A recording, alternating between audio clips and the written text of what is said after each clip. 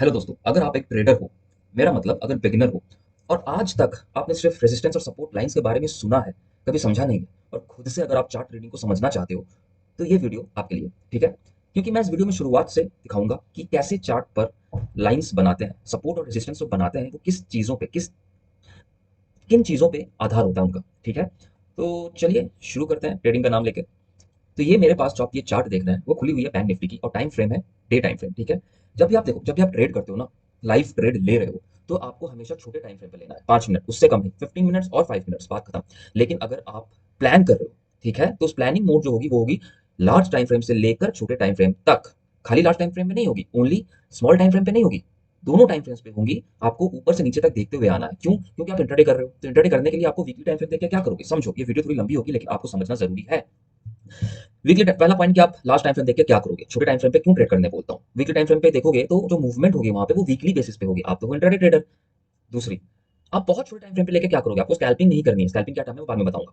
1 minute पे, seconds पे आपको नहीं करनी है।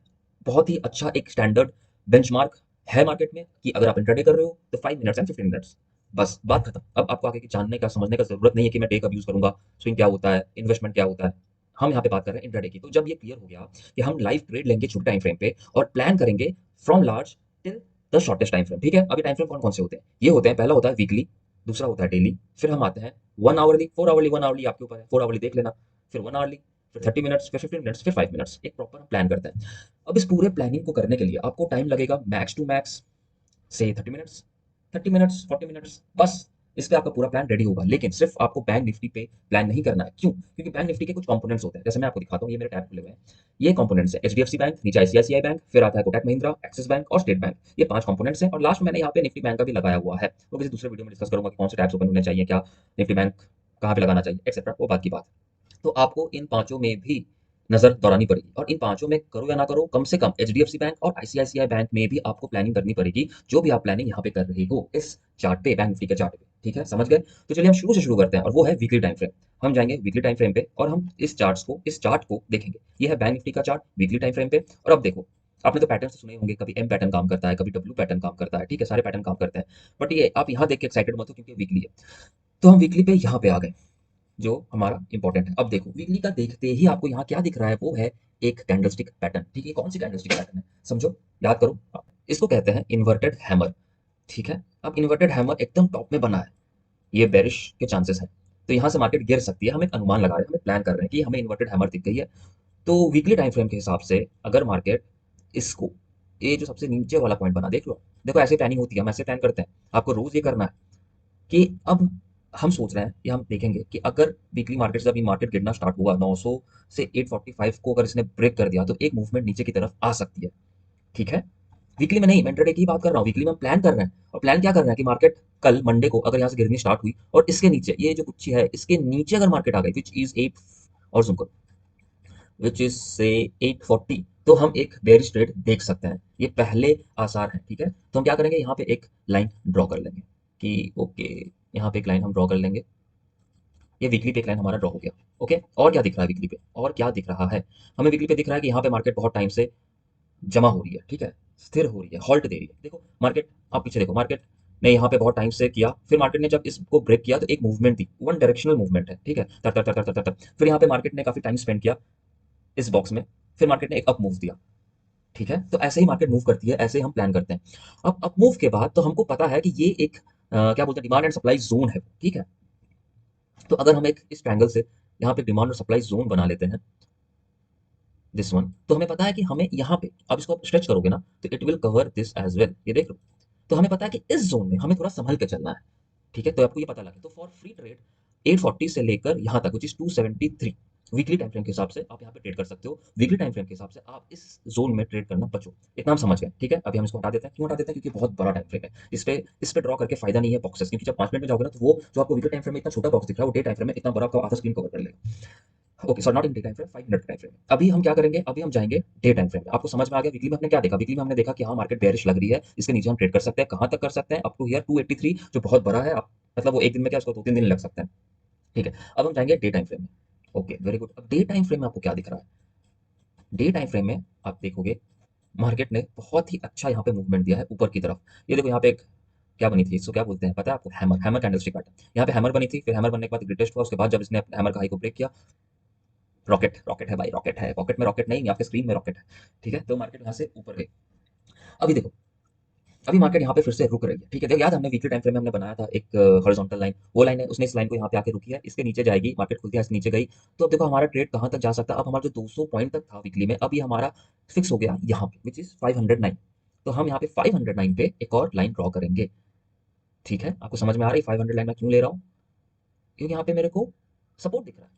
तो यहाँ पे हमने एक और लाइन ड्रॉ कर लिया कि मार्केट यहाँ पे आके, इस लाइन पे आके यहाँ से बाउंस बैक कर सकती है। यहाँ पे सपोर्ट है एक बार, दो बार का, तीन बार का। तो इसके नीचे अगर मार्केट जा रही है और अगर आप होल्ड किए हुए हो तो यहाँ से निकल जाना, ज्यादा क्वांटिटी में हो तो बुक कर लेना प्रॉफिट्स। तो this is how you decide कि मेरा सपोर्ट क्या होगा या मैं कहाँ मुझे प्रॉफिट करना चाहिए।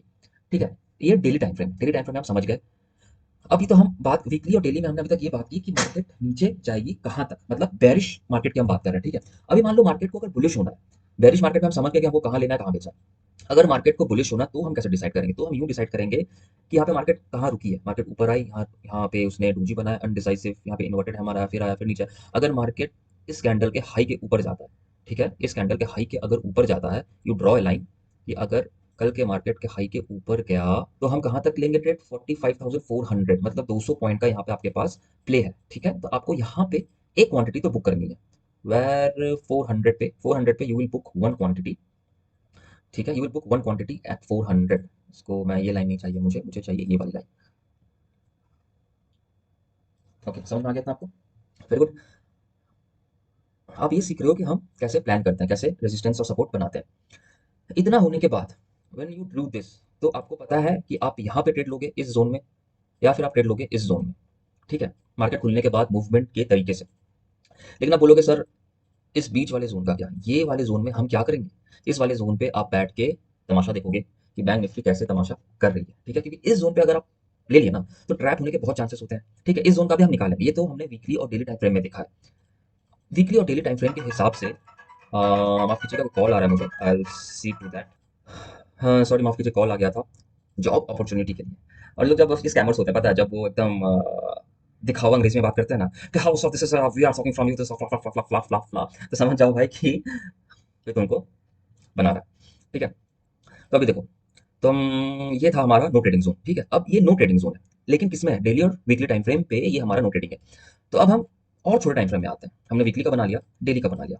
Now we will come to 4 hourly. ठीक है, अब 4 आवर्ली में हम करेंगे ट्रेड। ठीक है, अब देखो 4 आवर्ली क्या बोल रहे हैं। 4 आवर्ली अगर आप कल ट्रेड कर रहे होते तो आपको पता था ये मूवमेंट, मार्केट ऊपर गई, फिर नीचे आई, फिर इसने ऊपर जाने की कोशिश की, फिर लाइन को टच किया और मार्केट खुली सुबह, और इसने इसके नीचे के लो को जब तोड़ा, यहाँ के लो को जब इसने नीचे आया, it was a very good chance कि आप यहाँ पे ट्रेड में ले सकते थे। देखो सिंपल सीधा क्या बोलते हैं, सपोर्ट और रेजिस्टेंस जो लाइंस बनाते हैं, जो पैटर्न्स बनते हैं, उसी पे पूरा मार्केट चलता है। ठीक है, आपको 50 इंडिकेटर्स की जरूरत नहीं है। आप इंडिकेटर यूज कर सकते हो just for your cross reference कि हाँ मैंने सोचा था इंडिकेटर भी यही बोल रहा है। It's not the other way around कि इंडिकेटर ये बोल रहा है और मैंने भी ये सोचा था, नहीं।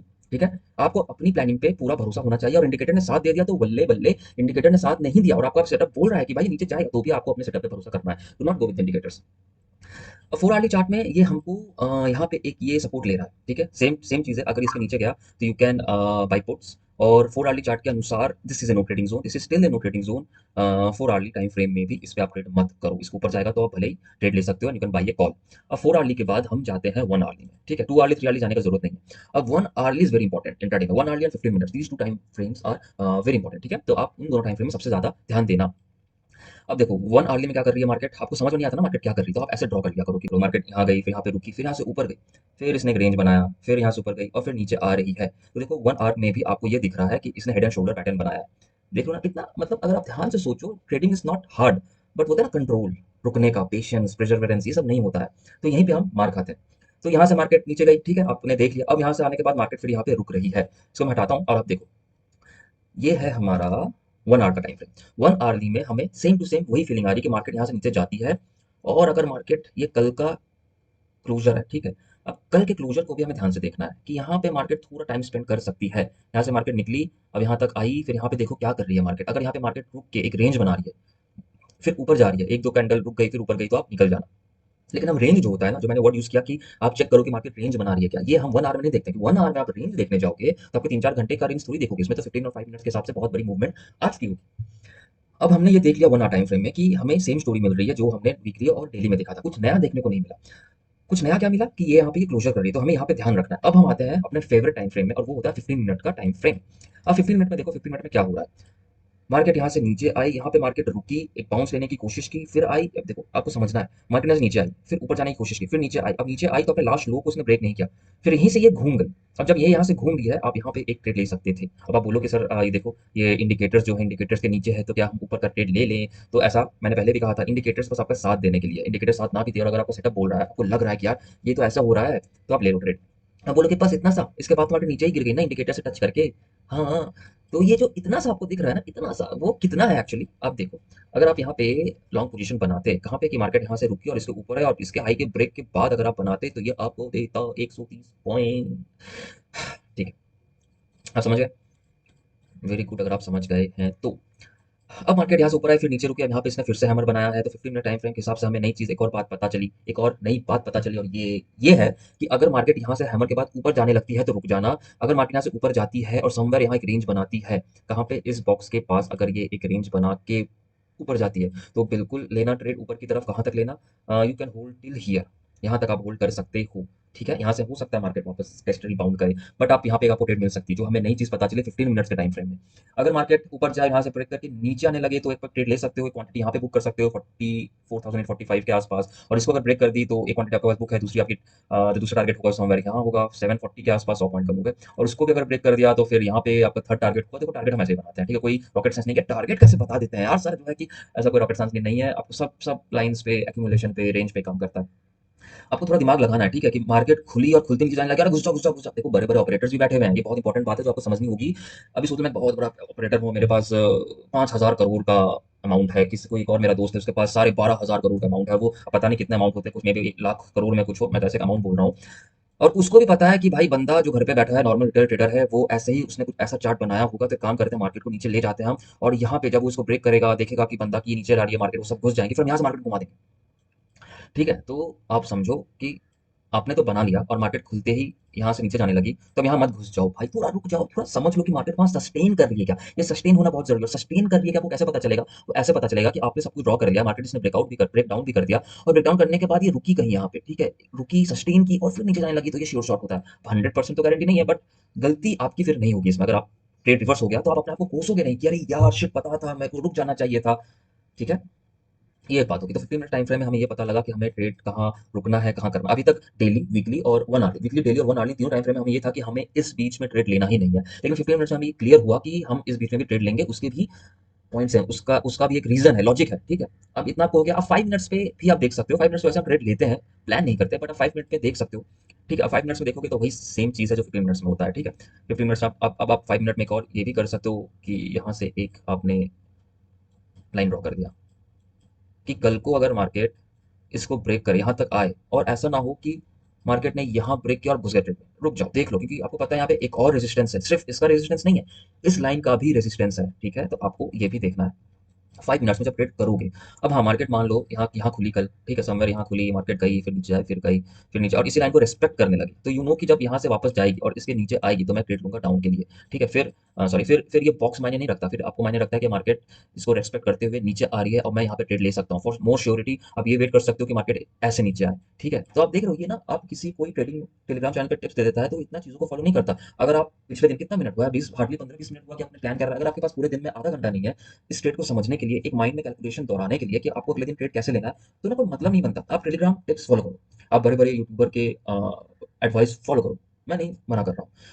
लेकिन अगर आपके पास खुद की प्लानिंग है और टेलीग्राम में आ रहा है, अभी मान लो मार्केट यहाँ से नीचे गिर रही है, आपको पता है, और कोई बोल रहा है कि आप यहाँ से बाई करो, यहाँ पे मार्केट रुकी है, बाई करो, तो आप आंख बंद करके बाई नहीं कर लोगे। आप थोड़ा रुकोगे, थोड़ा सोचोगे कि यार बाई कर लूंगा, ठीक है, वो उसने बोल दिया, अच्छी बात है, मैं बाई कर लूंगा, पर मार्केट को एटलीस्ट बॉक्स से ऊपर जाने दो, तो मैं बाई कर लूंगा यहाँ तक। आप देख रहे हो ऐसे नीचे जा रही है, कोई बोल रहा है बाई कर लो, तो क्या फायदा, तुम्हारा फर्स्ट टारगेट यहाँ है ना। पुट बाई करो, कॉल नहीं, कोई बोल रहा है कॉल बाई कर लो, क्यों, पुट बाई करो, एक फर्स्ट टारगेट यहाँ पे ले लो। अब इसके बाद यहाँ पे डब्ल्यू बना रहा है, यहाँ पे रेंज बना रहा है, उसके बाद ऊपर जा रहा है, तो टेलीग्राम वाले को बोलो भाई तुम भी सही, हम भी सही, हम भी ले लेते हैं, क्योंकि यहाँ पे अगर आप कॉल बाई करोगे और यहाँ तक आप रुक नहीं पाओगे। ठीक है ना, 100 पॉइंट आप रुक नहीं सकते एज ए रिटेलर। अगर आपके पास या तो उतना बड़ा बैलेंस है कि आप उतना भरा, मतलब 1 लाख, ज्यादा नहीं, 1 लाख का बैलेंस है, आप एक लॉट पे खेल रहे हो, इतना स्ट्रॉन्ग रिस्क मैनेजमेंट है, और आपको लग रहा है कि मार्केट ऊपर जाएगी, फॉर वट एवर रीजन आपको लग रहा है, तो आप एक स्टॉप लॉस यहाँ पे डाल सकते हो कि यार मैं इतना 50-60 पॉइंट का स्टॉप लॉस झेलने को तैयार हूँ, बिकॉज आई नो कुछ आपका लॉजिक का सेटअप है जो आपको बता रहा है कि मार्केट यहाँ से ऊपर जाएगी। ठीक है, आपको इतनी चीजें समझ में आ गई, आपको ये समझ में आया कि हम ट्रेड कैसे प्लान करते हैं। तो चलिए, कल के लिए तो हम सब तैयार हैं। अब एक और चीज होती है, इन सबको करने के बाद एक और चीज होती है, उसको बोलते हैं हम ट्रेंड। बोलते हैं ना, ट्रेंड इज योर फ्रेंड, कि ट्रेंड अप ट्रेंड है तो अप ट्रेंड में जाओ, ट्रेंड है तो डाउन ट्रेंड में जाओ। तो ये ट्रेंड क्या होता है, अब मैं बताता हूँ आपको। ट्रेंड समझने के लिए 5 मिनट को समझ में नहीं आ रहा है वो, लाइक आप डे में जाओ। ठीक है, जब आप डे में जाओगे तो आप देखोगे ये जो ट्रेंड है ना, ये अप ट्रेंड है। ट्रेंड डाउन ट्रेंड कब बनेगी, ये आपको समझना है। तो मेरे लिए ये ट्रेंड जो है डाउन ट्रेंड तब बनेगी जब ये वापस नीचे आते आए, ये वापस नीचे आए, एक यहाँ एक क्या बोलते हैं, रिटेस्ट करे और फिर नीचे आए, अपने लास्ट स्विंग को ब्रेक करे। लास्ट स्विंग को ब्रेक करना is a change in trend. ठीक है, और हम इसे जनरली डेली पे फॉलो करते हैं, क्योंकि आप मिनट्स में फॉलो करने जाओगे तो मिनट मिनट ट्रेंड चेंज होगा। आप डेली चार्ट पे देखो, जब आप 5 मिनट्स पे कर रहे हो और आपके डेली के उसको उसने ब्रेक कर दिया लाइन को, स्विंग को, तो आप समझ जाओ कि आप मुझे डाउन ट्रेंड को फॉलो करना है। ठीक है, तो for me it is still an up trend. क्यों? क्योंकि इसने इसका लास्ट स्विंग का, इसका लास्ट स्विंग बना ही नहीं है अभी तक। ठीक है, अब लास्ट स्विंग क्या होता है, स्विंग, ये स्विंग्स होते हैं। देखो यहाँ पे अगर मार्केट यहाँ से ऊपर चले जाए तो ये एक स्विंग हो जाएगा। ठीक है, ये देखो मार्केट यहाँ पे एक घुमा है, ये एक स्विंग है। मार्केट यहाँ से घुमा है, ये एक स्विंग है। तो मार्केट जब तक अपने लास्ट स्विंग को ब्रेक या मेक नहीं करता, तब तक बोलते हैं कि ट्रेंड चेंज नहीं हुआ है। ठीक है, तो मेरे लिए अभी भी still market is in up trend. ठीक है, अप ट्रेंड में है, मतलब ऊपर जाएगी तो हम ज्यादा क्वांटिटी में फुल एग्रेशन के साथ ट्रेड कर सकते हैं। नीचे आएगी तो आपको वेरी केयरफुल, आपके दिमाग में ये होना चाहिए कि नीचे जा रही है, जितना प्रॉफिट बटोर सकते हैं बटोरो बटोरो बटोरो। लेकिन बटोरते बटोरते भटूरा नहीं बनना, आपको समझना है कि कभी भी रिवर्स हो सकती है। ठीक है, तो आप अगर आप 2 लॉट से करते हो, 1 लॉट पे आ जाओ, 10 लॉट से करते हो, 5 लॉट पे आ जाओ। ठीक है, लालची नहीं होना। This is what we call as trend. अभी देखो मार्केट बहुत तेजी से ऊपर गई, यहाँ पे रुक रही है, नीचे आई है, तो यू नो दिस मे भी, अगर मार्केट ऐसे नीचे गिरती रहे, फिर यहाँ पे एक स्विंग चाहिए। लास्ट स्विंग क्या है, अब बोलोगे सर लास्ट स्विंग क्या था, तो this is not a swing. Okay, last swing आप बोल सकते हो अपर में ये स्विंग था। ठीक है, लोअर में यहाँ पे एक स्विंग है, तो इतना नीचे आने में तो टाइम लगेगा।